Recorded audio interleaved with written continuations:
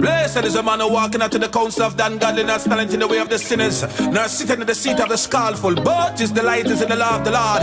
And meditate by the word of the Lord day and night, is like a tree planted by the rivers of water. Oh, give thanks unto Jah, for he is good, for his mercy endureth forever. Oh, give thanks unto Jah, for he is good, for his mercy endureth forever. Oh, give thanks unto Jah, for he is good, for his mercy endureth forever. Oh, give thanks unto Jah, for he is good, for his mercy endureth forever.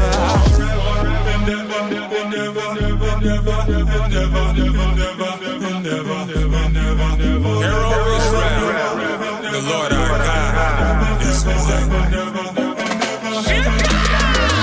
Heavenly Father, please hear my cry. For tonight me want you give me a guy. Me a visit me city and me want a reply. But the wages of sin not stop from give man a fight. But the amount of time me walk in a eternal light. Is more darkness come before me eyesight. Me can't take the pain, me can't take the strive. Enough time me feel me woulda want fi end my life. But the Holy Spirit lift me out me eye like a kite. Now me can see the truth and I realize that you are fin me savior and me need you by my side. With a stretched forth arm like how you lead the Israelites.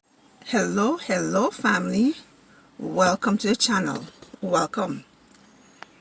So I did give you guys a few minutes to share first what you've heard about this, about all what's going on in the Gambia, the deaths of our dear sisters. I did give you a minute, and I am sure I'll be reading all your messages.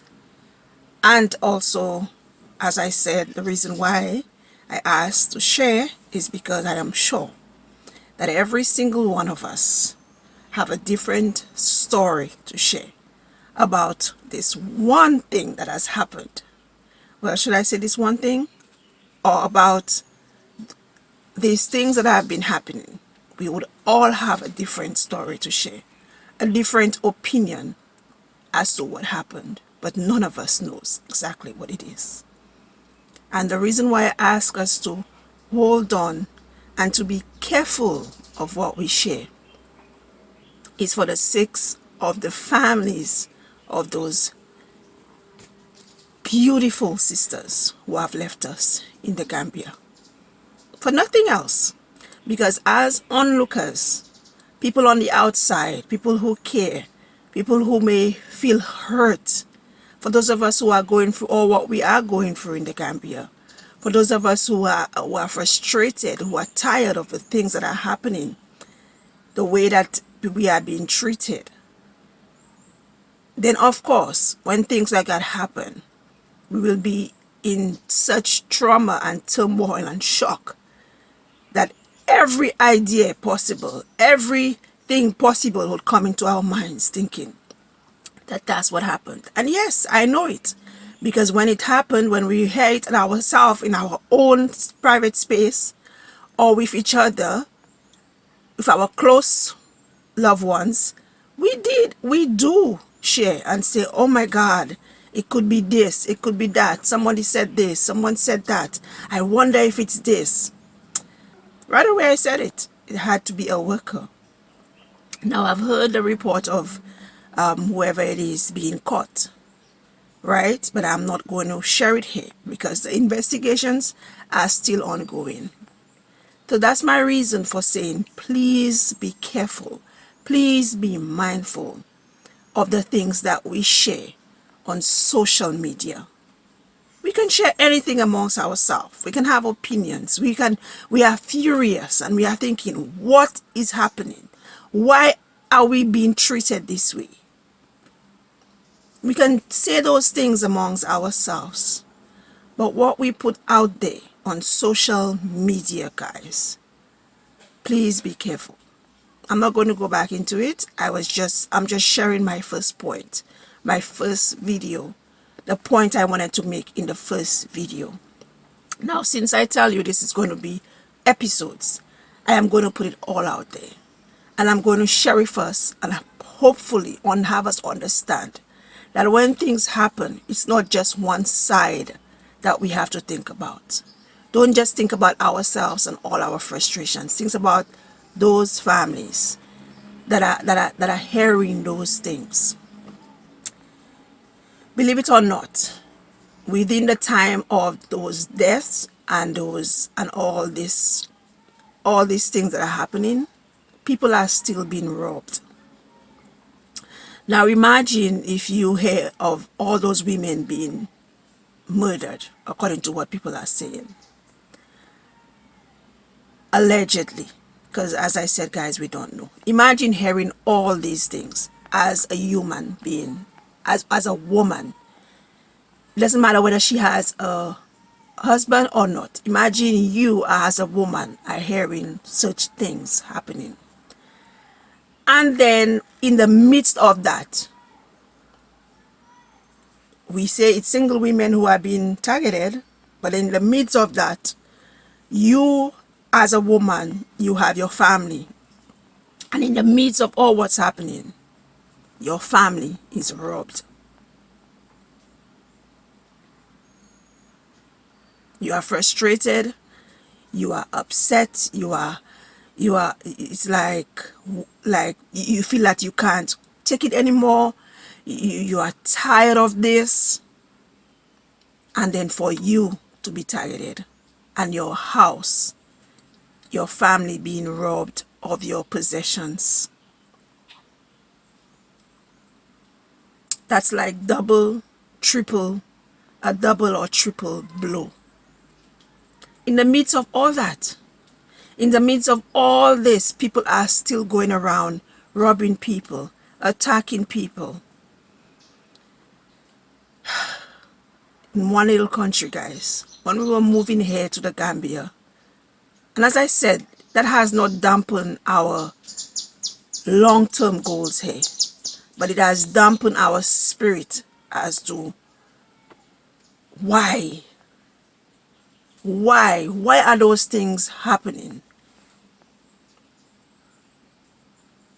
But then you have to go back and say, after all, we came into a place where the people are hungry. There are a lot of things, different people moving around, and they are hungry. We are in a poor country. One of the poorest in Africa. What do you expect? In our minds, we expect better. In our minds, we expect, I came here to live in peace. Why not allow me to live in peace? But the people around you are starving.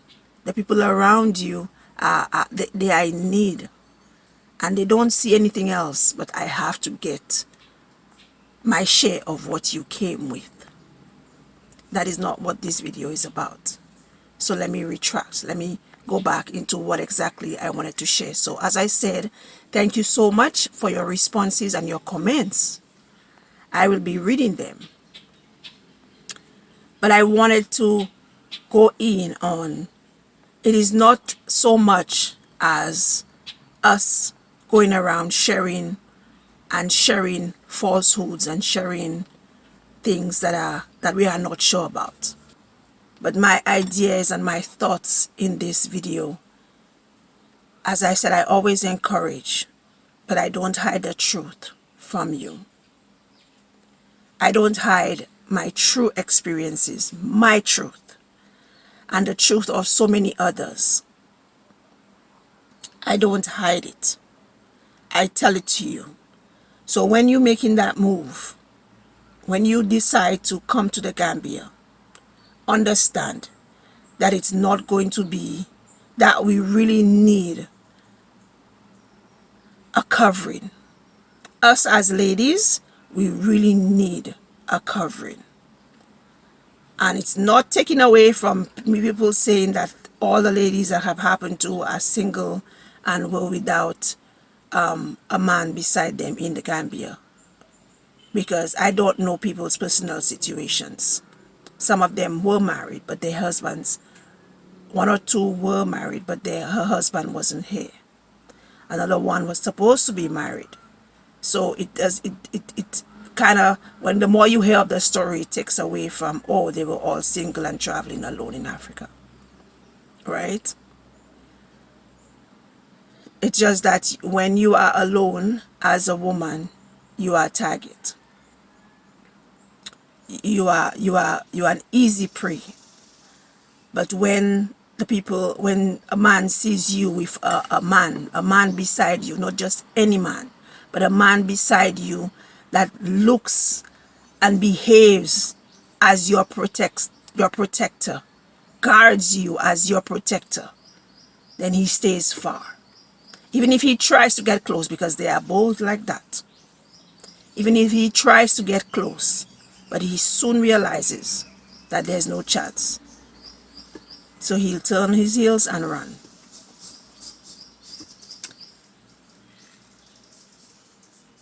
We have heard that I was watching a video. Now, most of the videos that I've seen, people talking about whatever, the minute I see that topic or I see something that doesn't make sense, I don't even watch the videos. So there was one person, I'm not sure if they are in the Gambia, which I doubt greatly. He said he took a video from one of their sisters, a video of what she shared with us while she was alive, and he said that is the reason why she died. He said she called out some church, and that is the reason why she died. Do you understand why I said be mindful of what we share? We don't just share and jump on people's grief just for clicks. We sit down, those of us who are here on the ground in the Gambia, those of us who are actually going through things. Yes, we would love to see things done differently. We would love to have a community. We would love to have people who know that we have people who really and genuinely care. So let's talk about community. Let's talk about solutions, or even if you may think that it is not a solution. Let's talk about things that we can do to move forward. Things that we can do so that if it were so that someone was taken away against their will, let's talk about what could happen with us as a people here in the Gambia. As just one sister in the Gambia, I have a heart for my people, you know. For those of you who may not know, when I was coming to the Gambia, when we were planning to come to the Gambia, within the short 6 months that we gave ourselves to prepare, but I was convicted in my heart that I was meant to be here. And the Most High has not let me down since. Since moving, he has not let me down. I asked my husband time and time again, babes, are you still feeling the same way that you felt from the time we moved? And he kept telling me, yes, I'm not going anywhere. When I left Gambia to go to Canada, I left alone. I left my family and I left alone. And I miss them dearly. But I also missed the Gambia. And I think it would be a shocker to many people to hear. I also missed my life here. Believe it or not. I also missed my life here. So a lot of us yes, we are going through stuff, but we tell ourselves it's nothing compared to what we left behind. It's nothing. Even those of us who have been scammed out of money, we still tell ourselves it's nothing. We're going through something different. Our feelings are different. So we have different views. A lot of us have left. We've left the Gambia because we couldn't take it anymore. And all those people who have left, all those people who have gone through, all those people who have decided, yes, this place is not for me, I thank the Most High. I thank the Most High that you even made the journey here. And wherever you go, wherever you leave here to go to, that you may find peace. Because it definitely doesn't make sense to live where you don't have peace. It definitely doesn't make sense. So if you have a choice to do that, if you are able to do that, I encourage you to. I say go for it. Go for it if you are able to leave because of the too much frustrations. If you are able to leave and go somewhere else and you are sure that wherever you go that you will do things differently and you will find your peace there. Because after all, there are many other countries that we can go to besides being here, right? So I encourage you to do that. Encourage you to explore and find that place. Find your home. And I say home is where the heart is. If your heart is not settled, that's not home. So find that place. But I wanted to share a little on what we can do. So I've heard of a few groups that were here in the Gambia before we came. I'm not going to mention any names. And those groups, their objectives were bringing together community, bringing us together as a people. I've also heard that one or two of them, or those groups, are no longer functioning as they were originally meant to function. So I don't know. If anyone knows who are watching my video and you know of a group where community is their main goal and objective is to foster community amongst us, the diaspora, please leave a comment below and let me know. If you can even leave a number, please. If there is a number, if there is such a group, we as a people of the diaspora in the Gambia, we need to know. We need each other. Not just single sisters moving to Africa. The reason why I'm going over this one is because I don't know people's situations and I don't want to be involved in it.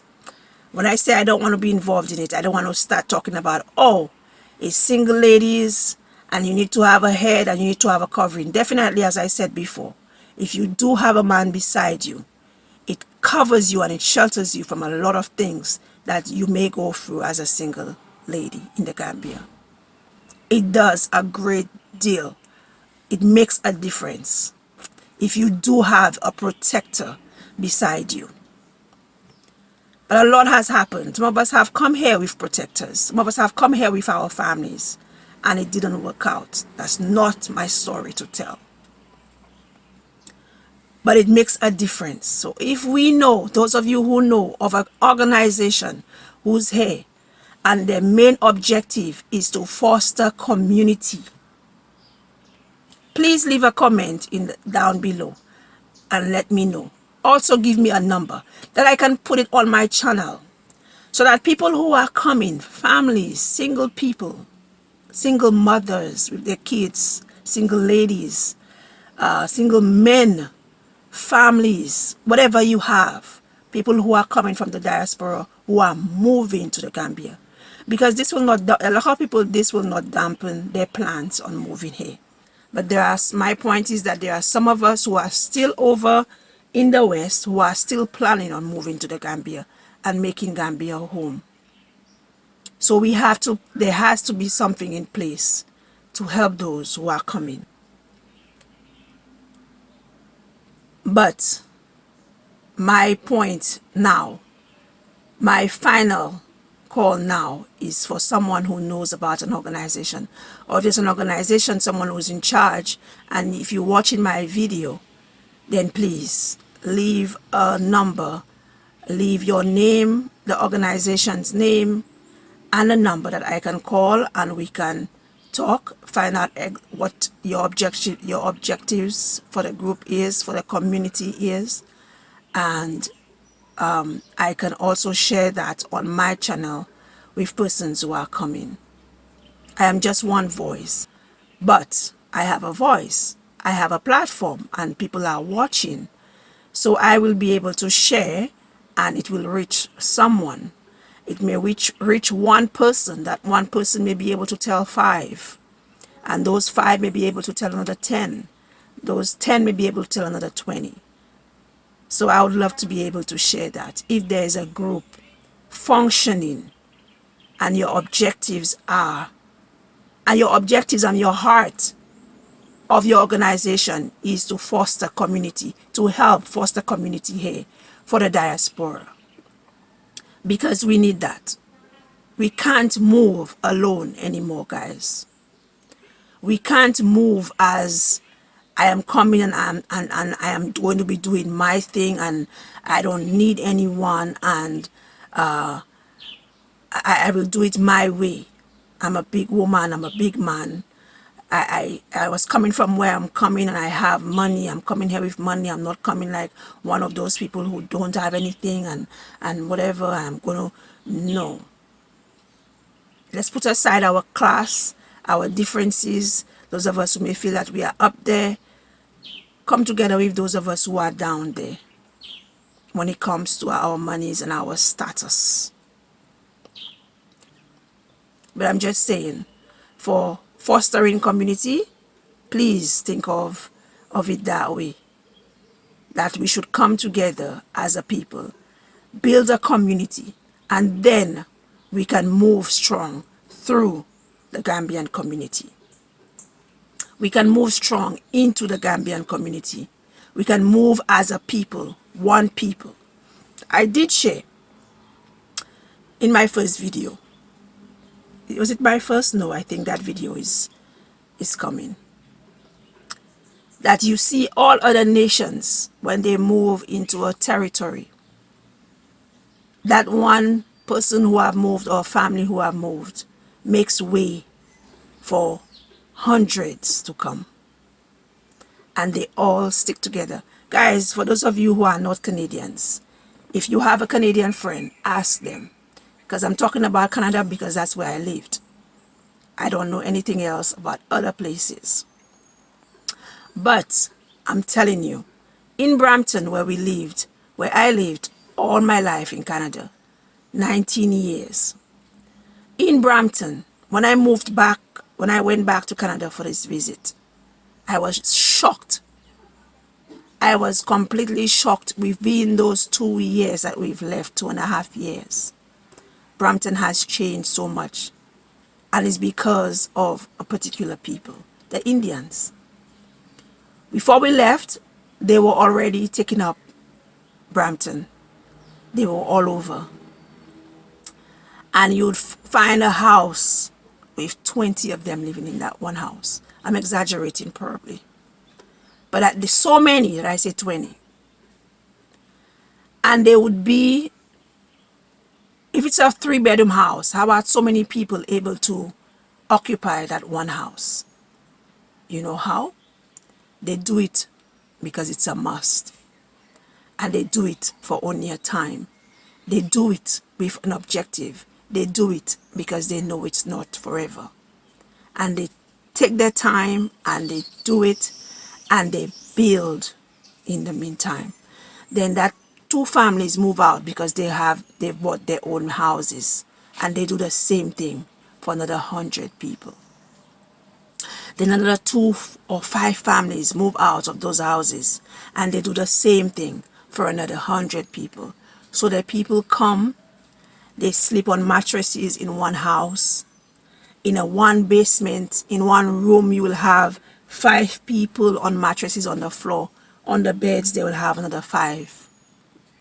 And they do that and help each other go up in society and save.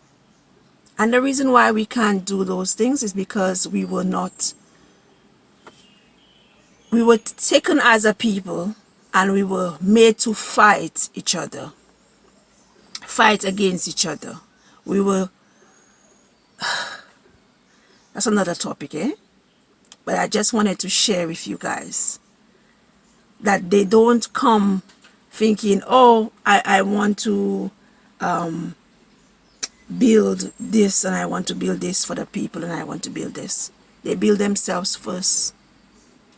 They build themselves first, and when they are able to stand, then they go about building, open up businesses, and when they are able to further stand, then they do for their community.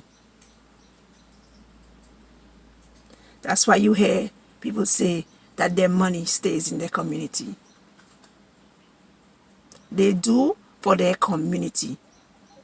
Of course, one or two would say, okay, here's $5, here they see a poor person, but mostly you would see them doing that with their own.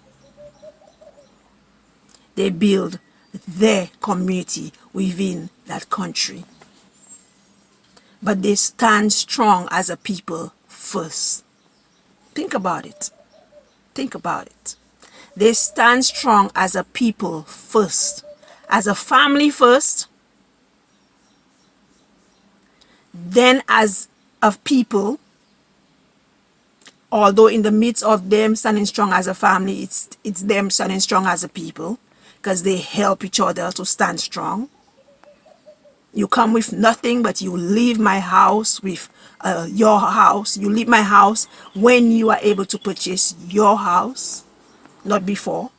And when you are able to go out and purchase your house, you have to do the same for those who will be in need of your services. And I went back into Canada, into Brampton, the few months past. And there is not one area I walk through.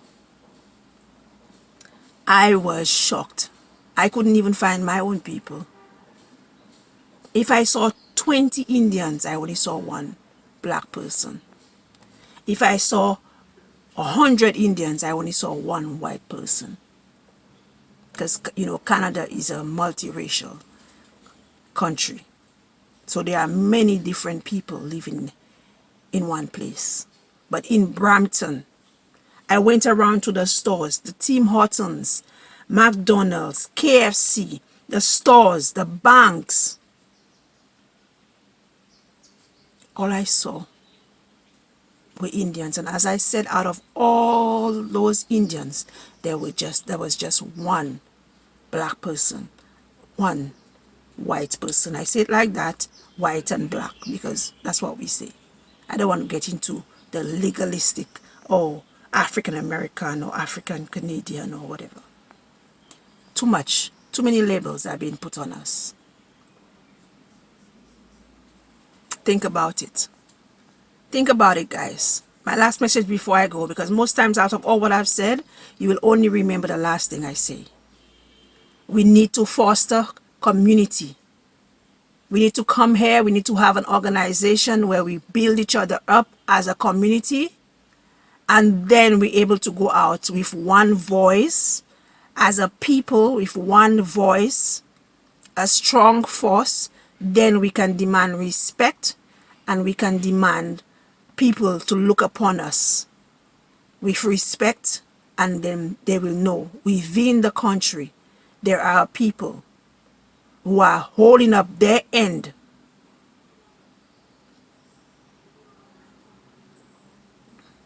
But when we come and we all doing our own things here, and you have people say, oh, those African Americans are coming and all they're doing is this. People will talk. People will talk. They will never, everybody has their own opinions. But have something.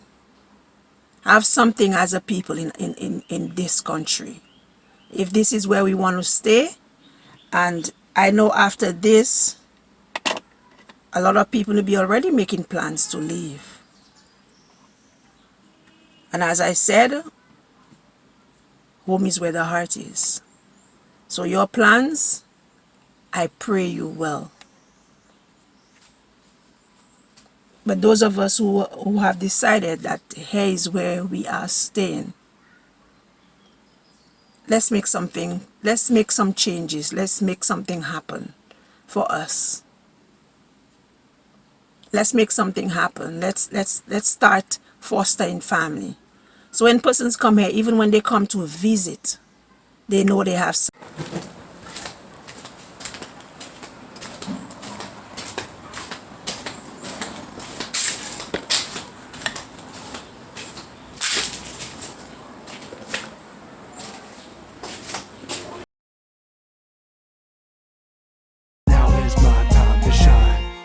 When your time comes, don't postpone it. When others down and out, you don't condone it. Truth be told, yourself is your toughest opponent. When your moment comes, grab hold and own it. Never let go, stand tall and hold tight. Overcoming obstacles is the objective in life.